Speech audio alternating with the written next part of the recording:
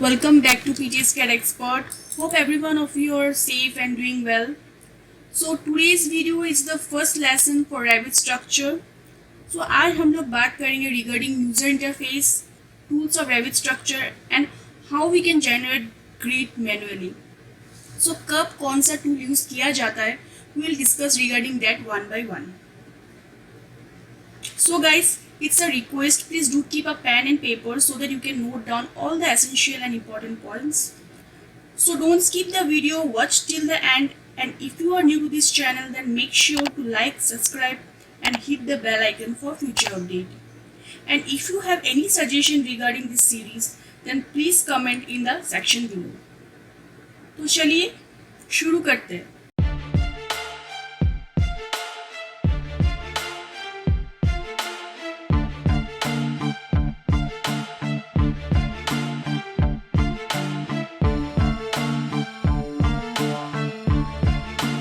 So when you open the program, you can see this type of window appears. So this part is related to the project, the upper part, and the lower part is all about the families. So what are the families? Families are the predefined objects which are already stored in the program, and you can also create it as per as your requirement if it is not listed in the program. So here in this part, it will show the recent files you have worked on. And if you have newly installed the Revit, then you can see some sample project here, project files in this part. Then to start a new project, go to the new tab. Then from here, you have to select the templates. For that, we have to browse it. Then it will show a template consisting of plumbing, structural, mechanical, electrical, construction. So all the templates will be in metric system. So hope every one of you difference between metric and imperial. So actually जो भी component हम लोग place करते हैं, अगर वो आपका metric में रहा तो it will be in mm and cm and it will be in feet and inches if we choose imperial. So मैं यहाँ पर आपका metric पे ही काम करूँगी and you can do as per as your requirement. आप imperial भी choose कर सकते हो और जो भी project का होता है unit वो अलग से आता है, मैं वो आप लोगों को बाद में दिखाती हूँ. Then let us choose this structural.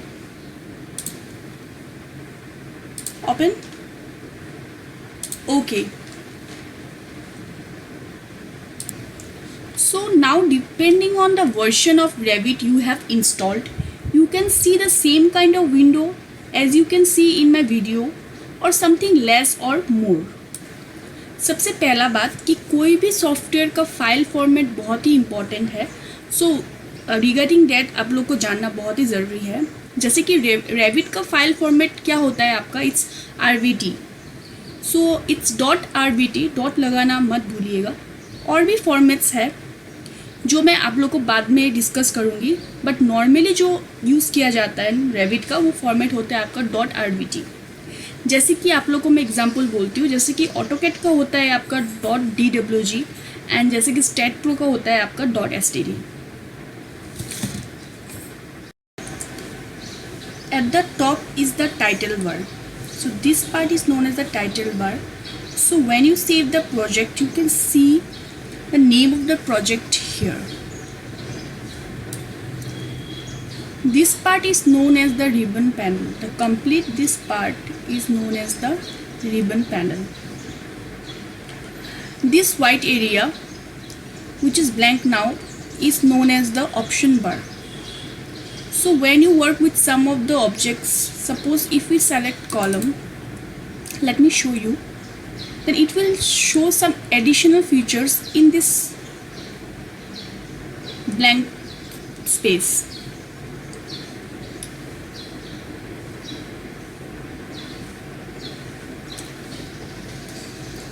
See here showing some additional features of columns. So before working on that object you have to select parameters from here. And this area is known as the white area is the drawing area. In the bottom part, that is this part is known as the view control bar. You can see several options here. We can change the scale, the visibility, then we can turn on the shadow on and off, then we can crop the image through this crop view, then we can temporarily hide any elements, and below that is the status bar. This part is known as the status bar. So this is for work sets, and it comes into play when we talk about collaboration. And this part, it helps us to guide whenever we select any object. This part is the navigation bar, and it helps to navigate. The upper right corner is the help menu, and also we can log in to the Autodesk 360. Then the area on the left, that is the property box area. When you select any objects, suppose I have selected now the column, so it will show the properties of that element, and all the properties will be listed here in this part. So all the properties will be listed below. So right below the property bar is the property browser. From the it's a project browser. So from the project browser, we can access to various 3D views, elevations, then sheets, sections. You can see here. So if you want to go to any of the level, then you just have to go to the level and just you have to double click here. Now let us discuss one by one all the tools. So going across from left to right, the first tab is all about the architecture. So it is primarily used to create the architectural elements such as wall, doors, windows, components like as furnitures, okay, then architectural column and all those things. So the next one is the structure. So this is where we will mostly focus for this course. Here we can make structural elements such as beams, column, walls, column, floor, and another elements too, such as slab, shaft, openings, and other structural components for reinforcement. So the next we have the system. This is primarily used for MEP, that is the mechanical, electrical, and plumbing system, and it consists of all the different tools covering all those three elements. The next one is the insert. It is used to insert various elements in Revit project. For example, another project, Revit project, or another CAD project, or any DXF file, or any images can be inserted through this tab. The next one is the annotate. The annotate is basically all about the annotation we create in a view, such as the dimension, text, tag, and many other things. Next we have analyze. Analyze tab.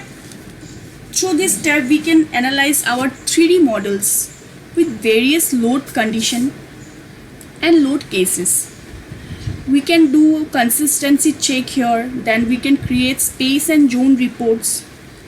Even various type of energy analysis reports can be created as well. The next is the massing and site. Massing and site is used for conceptual model.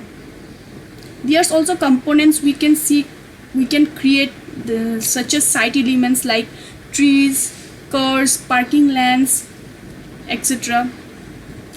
Then collaborate. This tab is all about the work sharing, work collaboration. For example, if you have a master project in Revit, and if you have architect, engineers, structural engineers, mechanical engineers all working in their individual Revit project, but it helps to synchronize to the master Revit central project so that they can collaborate. The next tab is the View tab.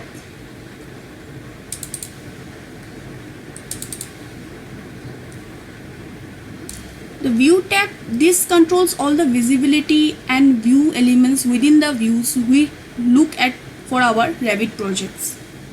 That would be for plan views, elevation views, then sectional views or 3D views. The next is the Manage tab. The Manage tab is basically all about managing all about the settings and all the controls, such as the colors to representation, even to the actual link of other files being represented in this project, Revit project. Then we have add-ins. If you have add-in loaded, it helps to share model with your project team using BIM 360. We can view clash detection and many more things here. The last tab is the Modify tab.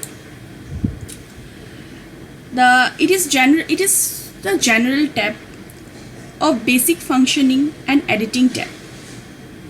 It's normally an editing tab where you can move things, copy things, and we can rotate things. We can copy and paste or cut and paste. Now how we can set the units, project units? For that you have to go to the Manage tab, and from there you have to go to the Project Unit tab. So the shortcut of project units is UN. Select that. So from here you can change the unit, so you can change the parameters one by one. Then from here you can change the unit to feet, centimeter, millimeter, whatever you want, you can change from here. So I hope every one of you know about rounding. Rounding is how many digits you want to put after the decimal point. So let me select the 2 decimal place. So see, after point here 2 digits. So likewise you can select all the parameters here. Okay. So the next thing is that before starting your work you can change the project informations as well. For that you have to go to Manage tab and then to the project information, this part. And you can see lots of options are here listed below. So you can select one by one all the options and you can change it, such as the organization name, the organization description, building name, author, the issue date, project status, client name. So before starting any project you can fill up all this information, and this information will be shown in your drawing title box. Okay आपका property browser हर एक के लिए अलग अलग होता है. जैसे आपका एमएपी के लिए आपको दिखेगा यहाँ पर electrical plans, plumbing plans. Then for architecture you will see here architectural plans, floor plans.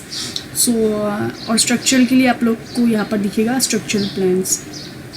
And talking about the properties, so properties आपका सेम ही रहेगा. आप कोई भी ऑब्जेक्ट सेलेक्ट कीजिए, properties will remain same. It will show the properties of that objects.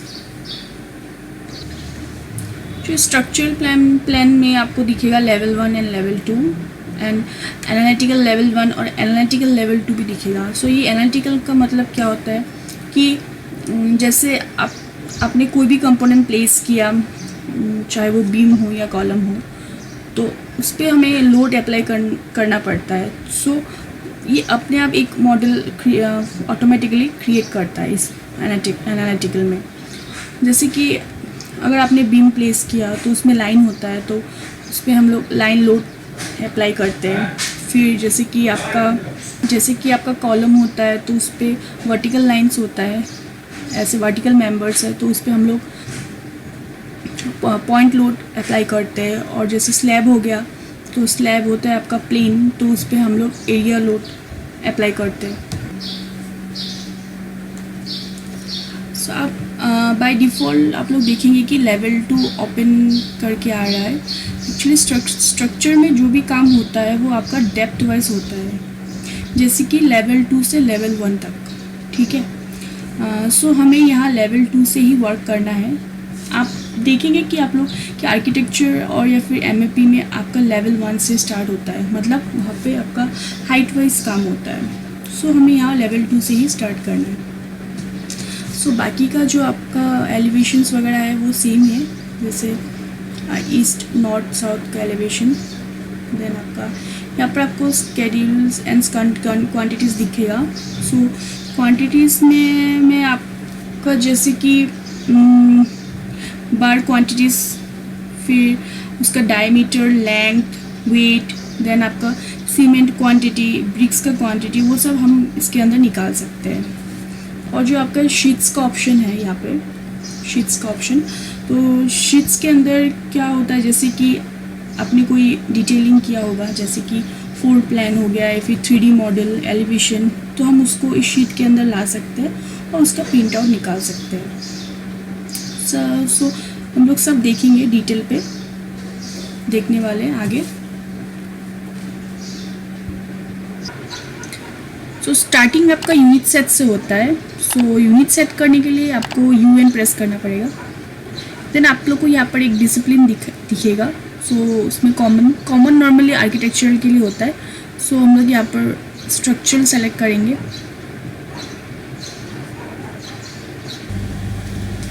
Then यहाँ पर आप लोग को अलग अलग यूनिट्स दिखेगा। Then you can change the formats of the unit, जैसे कि फोर्स का आपका किलो न्यूटन। सो राउंडिंग के बारे में तो आप लोग को पता ही होगा कि मतलब आफ्टर डेसिमल पॉइंट कितना डिजिट्स रखना है। तो मैंने यहाँ पर 2 डेसिमल प्लेस किया है। यू कैन प्लेस 3 डेसिमल और 1 decimal, so accordingly you can do that. Then आप लोग यहाँ पर जैसे एरिया फोर्स है kilo newton per metre square, तो यहाँ पर लोग मीटर में ही रखेंगे हर एक फॉर्मेट को। So then you can change here, stress का आप लोग चेंज कर सकते हैं, वेट का, सो लाइक दैट। ओके, तो सबसे पहले हम लोग अभी स्ट्रक्चर के ऊपर काम करेंगे। सो सबसे पहला काम, first and foremost work is to lay out the grid in proper shape through centre line method. So कोई भी स्ट्रक्चर बनाने से पहले हमें लेआउट करना बहुत ही ज़रूरी है, so that to know the proper position of column. So it is the basic parameters to lay out column. So if we don't know the position of column, then how we can construct the column? So इसके लिए पहले हम grid के ऊपर काम करेंगे। As an example हम लोग ये अभी के लिए एक सिंपल सा एक ग्रिड ले लेंगे एग्जाम्पल। सो मैं ये बना के दिखाऊंगी आप लोग को, then you can practice that. So for that we have to go to the structure, then grid option, then we'll get this option of line, then arc. So arc का टाइप्स है ये सब। so जैसे कि हम लोग आपका elevation में नॉर्थ साउथ में जैसे हम लोग आपका लेवल्स बनाते हैं, वैसे ही आपका स्ट्रक्चर में हम लोग लेवल्स, स्ट्रक्चरल प्लान में हम लोग ग्रिड बनाते हैं। सो ग्रिड का ऑप्शंस लेते हैं। So we have to start करते बनाना। So we'll select this,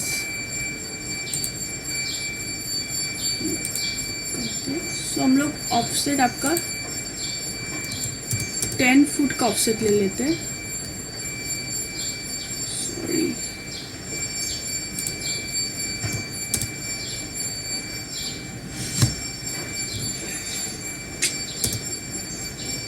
enter, then we have to pick lines। सो आप लोग अभी ऑफसेट चेंज भी कर सकते हैं, ऑफसेट चेंज कर करके आप लोग वो लाइन डाल सकते हैं ग्रिड का, मीन्स हॉरिजॉन्टल लाइन, बट मैं सेम रखूँगी इसमें।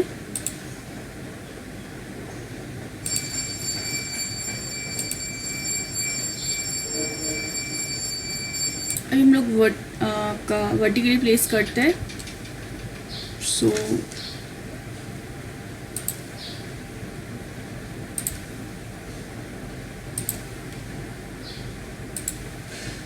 इसका ऑफसेट हम लोग 15 फुट का लेते हैं।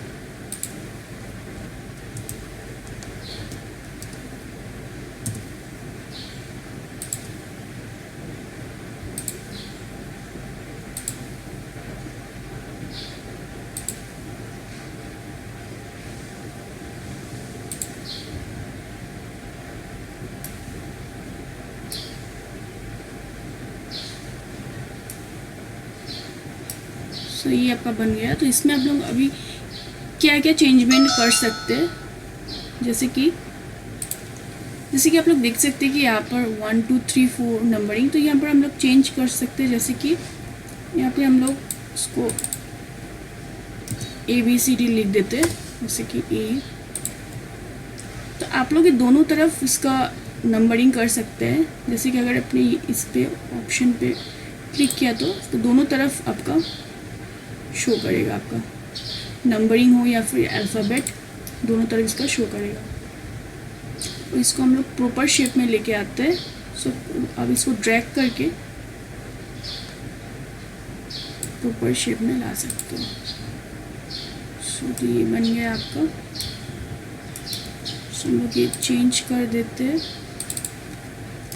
जैसे कि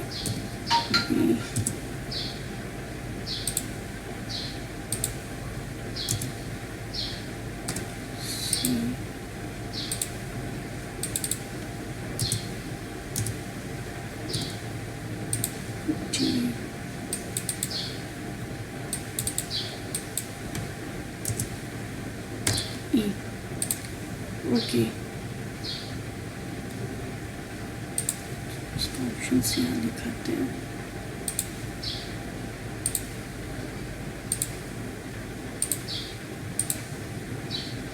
सो आप ऐसे ही कर सकते हो सारा ऑप्शंस।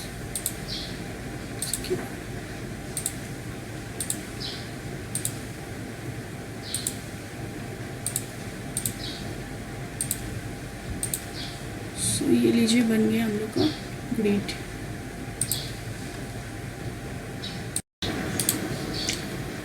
जो आपका ये इंटरसेक्शन पॉइंट है उसी पे आपका कॉलम प्लेस होंगे। और ये जो है हम लोग ने ग्रिड बनाया है, ये मैन्युअली बनाया है, तो हम लोग यहाँ पर ऑटोमेटिकली भी बना सकते हैं। ऑटोमेटिकली हम लोग जनरेट कर सकते हैं ग्रिड। तो ये मैं आप लोग को बाद में दिखाऊंगी। और जो हम लोग रेनफोर्स में जनरेट कर सकते हैं ऑटोमेटिकली, ठीक है। जैसे कि जो भी कंपोनेंट्स है, स्लैब हो, बीम या फिर आपका कॉलम हो, सभी का हम लोग ऑटोमेटिकली जनरेट कर सकते हैं रेनफोर्समेंट। सो ये जो ग्रिड ऑटोमेटिकली जनरेट होता है, इसका 2 टाइप्स है। एक है आपका कार्टेशियन और एक है आपका सिलिंड्रिकल। सिलिंड्रिकल मतलब आपका सर्कुलर वे में हम लोग ग्रिड बनाते हैं। सो मैं आप लोग को एक ऐसे ही मैनुअली दिखाती हूँ कैसे बना सकते हैं।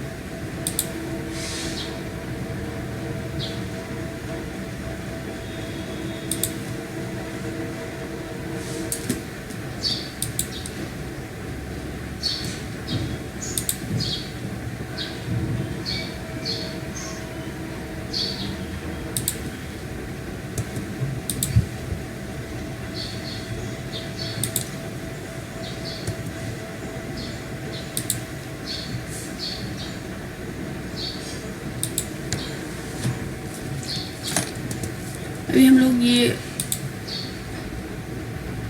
सेलेक्ट करेंगे स्टार्ट इन रेडियस आर्क।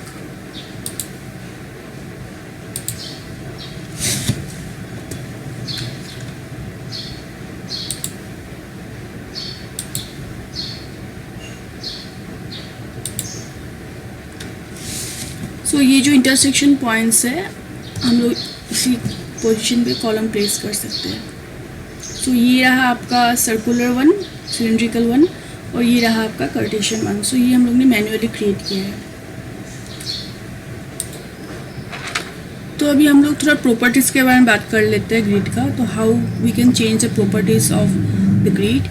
तो उसके लिए हम लोग सेलेक्ट करते हैं आपको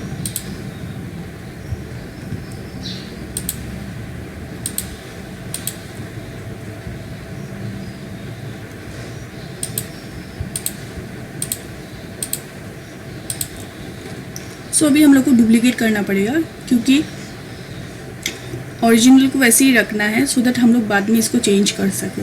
सो we have to duplicate now.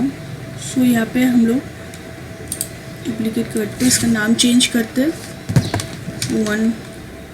Okay.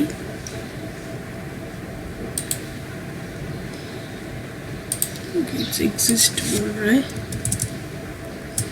2. Okay. Then we can change the colour. Suppose कोई भी कलर आपको रखना है जैसे कि ग्रीन, सो हम लोग रेड सेलेक्ट करते हैं. Okay. So now we can change the pattern also. यहाँ पर आपका ग्रिड लाइन, तो यहाँ पर बहुत सारे ऑप्शंस है, आपको जो भी अच्छा लगता है आप सेलेक्ट कर सकते हो यहाँ से. सो मैं ये लेती हूँ. ओके. सो देख सकते हैं आप यहाँ पर प्रॉपर्टीज चेंज हो गया इसका. सो ये हो गया आपका ओरिजिनल वाला और ये हो गया आपका डुप्लीकेट वाला जो हम लोग ने चेंज किया प्रॉपर्टीज़. तो वैसे आप लोग इसका भी प्रॉपर्टीज़ चेंज कर सकते हो.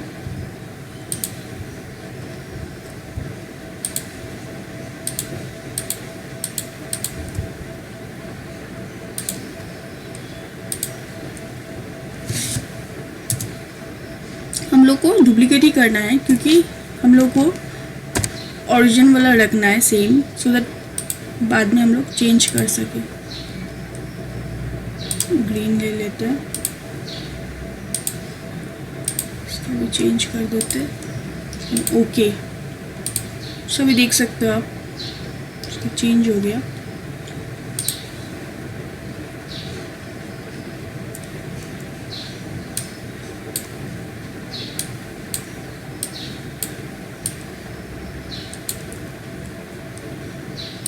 तो इसको हम लोग ओरिजिन में भी फिर से ला सकते हैं. उसके लिए आपको सिलेक्ट करके यहाँ पर ऑप्शन का आपका 6.5, तो ये देखिए हम लोग फिर से ओरिजिन में भी ला सकते हैं इसको.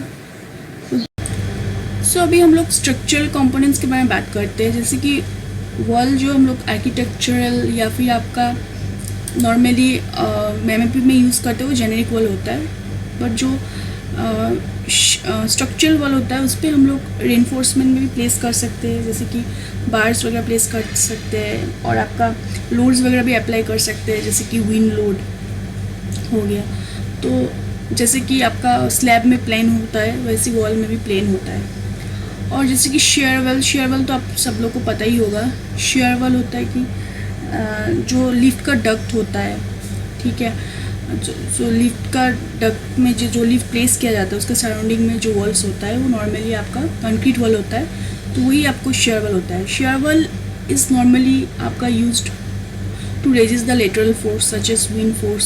सो नॉर्मली हाई राइज बिल्डिंग्स वगैरह में आपका शेयर वॉल वगैरह यूज़ किया जाता है. So it's a vertical member. So next आपका है कॉलम. जैसे कॉलम का शॉर्टकट होता है आपका CL.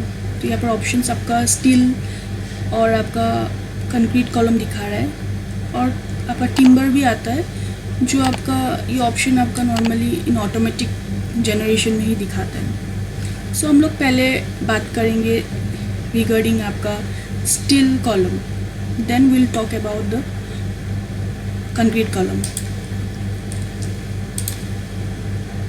जैसे हम लोग ने कॉलम सेलेक्ट किया तो यहाँ पर आप लोग देखेंगे options, vertical columns, slanted columns, and add grid, add columns. तो आप यहाँ से अलग अलग टाइप का कॉलम्स सेक्शंस देख सकते हो. सो आप लोग को पता ही होगा क्या स्टील सेक्शंस क्या क्या होता है, जैसे कि आपका एंगल सेक्शन हो गया, चैनल सेक्शन हो गया, टी सेक्शन हो गया, आई सेक्शन. तो डिफरेंट टाइप्स ऑफ सेक्शंस होते हैं. सो यहाँ पर ISMB क्या होता है आपका, जैसे कि Indian standard medium wait beam बोला जाता है. तो ऐसे बहुत सारे सेक्शंस है, जैसे कि ISJB, देन ISLB, देन आपका ISWB, वैसे बहुत सारे सेक्शंस होते हैं. अगर आप लोग को अलग टाइप का कॉलम चाहिए तो आप लोग लोड फैमिली भी कर सकते हैं. इस ऑप्शन में जाके लोड फैमिली, देन आपका यहाँ पर मैट्रिक में जा सकते हो, मैट्रिक लाइब्रेरी, या फिर इंपीरियल में भी जा सकते हो. देन ये column is normally for the architectural part, so हमें स्ट्रक्चरल कॉलम सिलेक्ट करना पड़ेगा, नीचे होगा ये। सो यहाँ पर अलग अलग ऑप्शन दिखेगा आपको, अलग अलग टाइप का, जैसे कि concrete, steel, wood, precast concrete. So हम लोग स्टील सेलेक्ट करते हैं।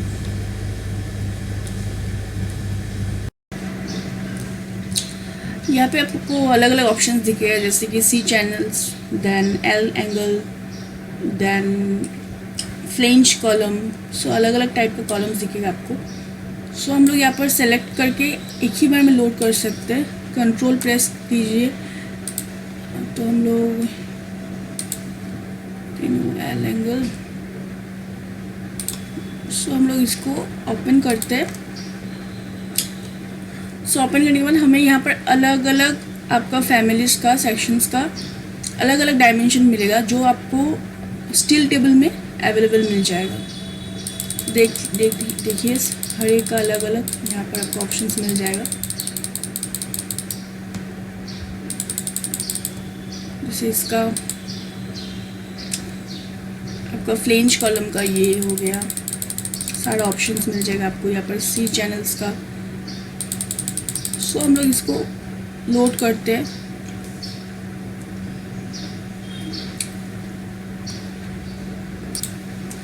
एक चीज़ बताती हूँ कि जब भी आप लोग कॉलम सेलेक्ट करेंगे तो एज ए डिफ़ॉल्ट आपको यहाँ पर डेप्थ दिखाई देगा, क्योंकि मैंने पहले ही बोला है कि स्ट्रक्चर में एज ए डेप्थ ही काम होता है। तो आप अगर कॉलम को लेवल 2 में प्लेस करेंगे तो लेवल 1 तक उसका बेस जाएगा, और जैसे आर्किटेक्चर या फिर एमएपी पे हम लोग हाइट वेस करते हैं तो हम लोग लेवल 1 में पुट करते हैं तो उसका लेवल 2 तक उसका हाइट जाता है। तो वैसे ही यहाँ पर आप अभी लोड हो गया है तो हर एक कॉलम का यहाँ प्रॉपर्टीज़ देख सकते हो, जो भी हम लोग ने लोड किया है। सो सारा जो भी मैंने यहाँ पर सेक्शन सेलेक्ट किया है, इस पर मैंने यहाँ पर लोड किया है। तो ये आप लोग को लाइट पे देख रहे हैं, देखिए। तो एज ए थिकनेस देखने के लिए हम लोग यहाँ पर जाके फाइंड करेंगे, तो देखिए यहाँ पर आपको एज ए थिकनेस यहाँ पर देखने को मिलेगा, प्रॉपर शेप इसका। 3D में देखते हैं इसका व्यू में जाके आपको।